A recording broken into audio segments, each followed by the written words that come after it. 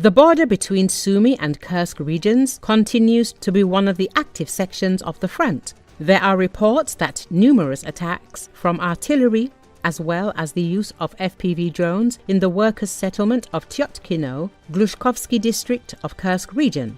Ukraine made several attempts to break through the border again. Russian media says that in total, since May the 3rd, the Ukrainian Armed Forces have carried out at least 6 waves of attacks on the Kursk border in the Glushkovsky district. It is noted that Ukraine threw his elite fighters into the breakthrough in the form of airborne assault groups trained by foreign instructors. Recall, Russian President Vladimir Putin claimed his country's forces have recaptured Kursk, the border region where Ukraine launched a surprise offensive last year, although Kiev insists its troops are fighting fiercely to preserve their foothold in the territory.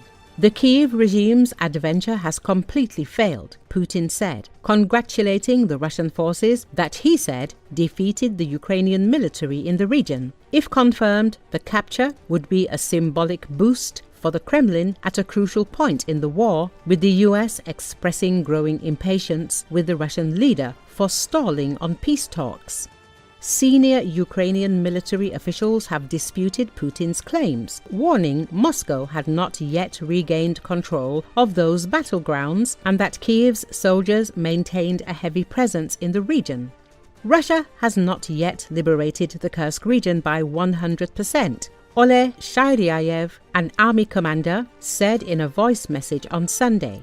He told that Russian forces are pressing and trying to counterattack. "We are working, fighting," he added. "These are not territorial successes, but successes in destroying enemy armored vehicles and personnel." Shairyayev's 225th Regiment was among the first units to have entered Kursk in August, when Ukraine launched its shock incursion, swiftly capturing territory in what was the first ground invasion of Russia by a foreign power since World War II. Since then, Russia, with support from North Korean soldiers, has been fighting to oust Ukraine's forces from its borders, while Kiev had poured precious resources into holding onto its territory there, with the view of using it as a key bargaining chip in any peace talks. The operation was also launched to relieve pressure from the embattled eastern front line.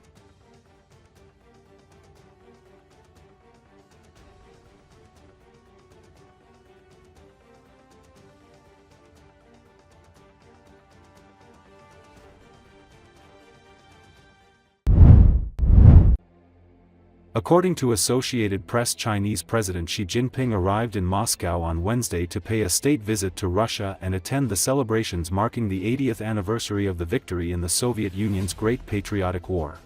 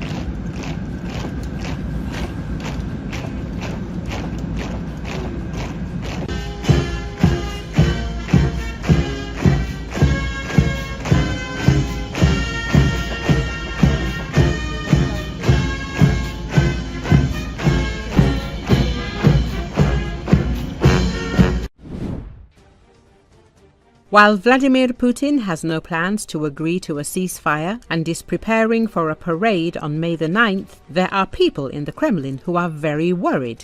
The question remains whether they will have the courage to stand up to the Russian dictator.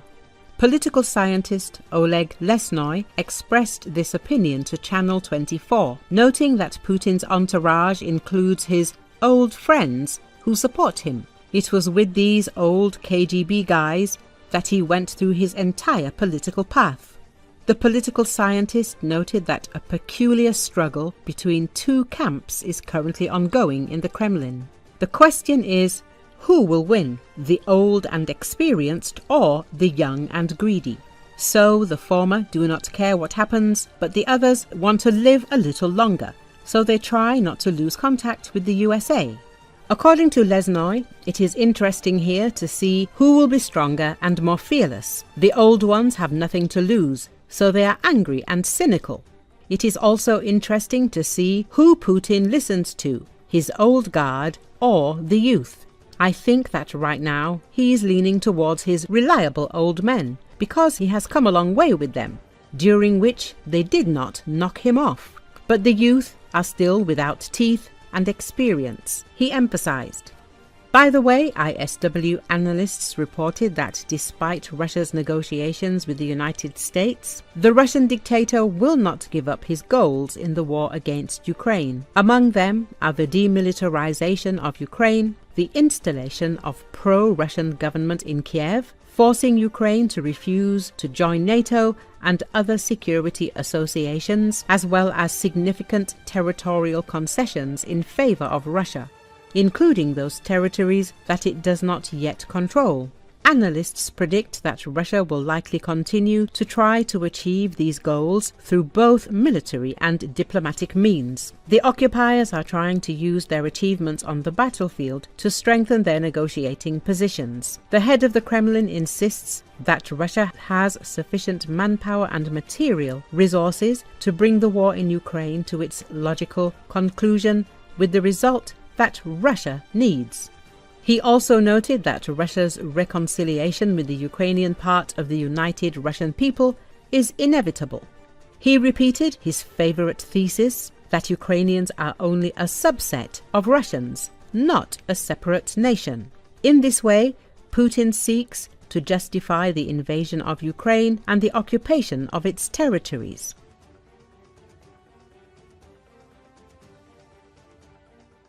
In the open fields southeast of Pokrovsk, Russian forces are desperate to push Ukrainians back and salvage what little is left of their logistics. However, as specialized Ukrainian equipment prevents Russians from even launching their assaults, Russian wrecks and bodies are quickly piling up, leading to another disaster for the Russian army. The goal of the Russian forces is to advance north of their positions in Nadiivka, across open fields to consolidate positions along the Solona River, according to Euromaidan Press.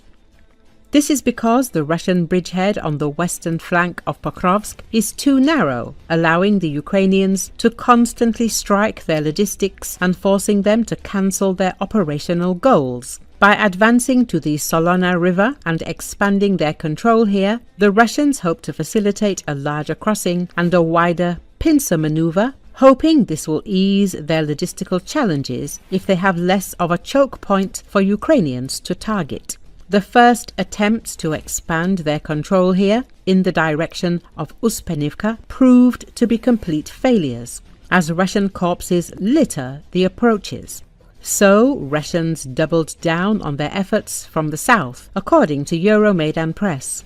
Here, Russian supply lines are not as exposed and in a fire pocket as in the western pincer, meaning that Russians can employ armored vehicles without them being intercepted by Ukrainian drone and artillery fire along the way. To counter this, the Ukrainian forces are employing remote mining techniques to scatter landmines in the fields between them and the Russians. The remote mining is conducted through the use of specialized artillery shells that open up to drop and scatter anti-personnel and anti-tank mines out over a specific area. Euromaidan Press says. Additionally, Ukrainians use heavy octocopter drones to carry and lay landmines on roads and choke points to further enhance and replenish the minefields. The Russians heavily rely on the town of Selidov for logistical support, where they station all of their tanks, armored vehicles, soldiers and ammunition. The Russian front-line positions are connected to it by one asphalt road, leaving it as the only route for their logistical support to deploy their forces. Unfortunately for Russians, this made it the best place for the Ukrainians to scatter their landmines to prevent Russians from launching their assaults. Overall, the Russians changed their operational plans on the western flank of Pokrovsk, forcing them to try and assault the Ukrainian positions further to the southwest, trying to salvage their logistics lines. However, the constant Ukrainian remote mining operations are posing a major obstacle to these offensive plans as well, disrupting Russian assaults, dealing high losses, and often preventing them from launching outright. Euromaidan Press says, with whole minefields suddenly appearing on previously cleared roads, Russian efforts here have been stumped. And soon this area will be impassable for Russian armored vehicles as well.